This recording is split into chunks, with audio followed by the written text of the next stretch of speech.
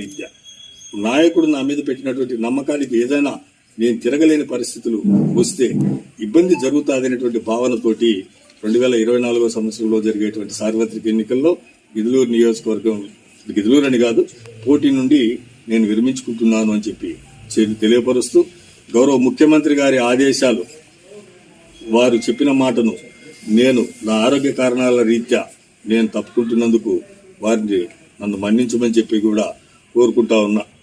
కాలం నుండి ప్రకాశం జిల్లా మాగుంట కుటుంబాన్ని ఆదరించింది.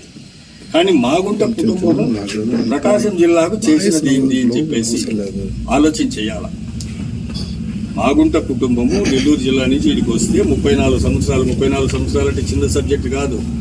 స్వాతంత్రం వచ్చిన దాంట్లో 50% పీరియడ్ అంత అధికారం ఇచ్చినటువంటి ఈ మాగుంట కుటుంబము ఏమి ఈ జిల్లాకు చేసింది? ఏదన్నా ఒక ప్రాజెక్ట్ ఇచ్చినారా?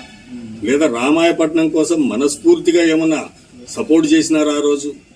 లేదా వాళ్ళ ఇండస్ట్రీస్ ఏదన్నా సొంతంగా నెలకొల్పి ఏమన్నా ఉద్యోగాలు ఏమన్నా కల్పించినారా? 34 సంవత్సరాల నుండి మిమ్మల్ని ఇన్ని దఫాలు పార్లమెంట్ సభ్యుల్ని చేస్తే వాళ్ళు ఏం చేసినారనేది పార్టీలకు అతీతంగా ప్రతి ఒక్కళ్ళు కూడా దయచేసి గమనించాలా. వాళ్ళని ఎందుకు ఆదరించాలో ప్రజలు ఆలోచన చేయాలా. ఎందుకు గానీ ఆదరించాలా ఆ కుటుంబాన్ని? ఈరోజు ఇప్పుడు 3 అయిపోయినారు, ఇప్పుడు 4వ ఆయన రాబోతున్నాడు ఫీల్డ్లోకి.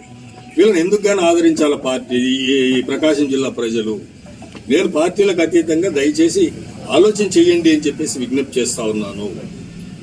మనల్ని ప్రకాశం జిల్లాను ఆదరించే వ్యక్తులనే చూసుకోండి. ఏ పార్టీ అనేది కాదు, డబ్బున్న మహారాజులు కాబట్టి ఏ పార్టీలోనైనా వస్తారు.